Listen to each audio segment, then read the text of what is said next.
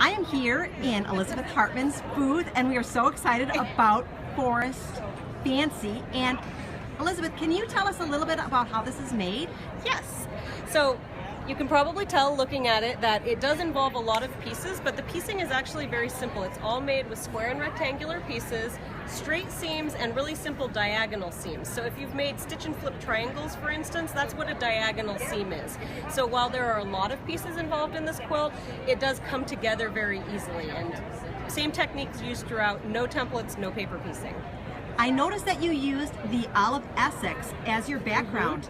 Did you do any special treatment for that background? You know, I don't. I've been using the Essex, both the regular Essex and the Essex yarn dyed for quite a few years now. I actually use it in most of my quilts, and I don't treat it any differently than I treat the regular quilting cotton. I think that were I using it separately, obviously if you put a piece of cotton and a piece of the Essex cotton linen in the washing machine and in the dryer, the linen is going to shrink a little bit more, but I certainly haven't found that with my quilts, and I'm not a pre-washer of my quilting fabric, but I have made a number of quilts combining the cotton and the linen, quilted them and washed them up, and I don't find that I have any problems with the surface of the quilt becoming weird or the integrity of the quilt not holding up. I think the key when you're using Essex in a quilt is just to make sure that you have an adequate amount of quilting. So if you can look at, if you see my quilts, they're pretty densely quilted, and that kind of holds all the layers together, and I think it keeps the shrinkage sort of consistent across the quilt.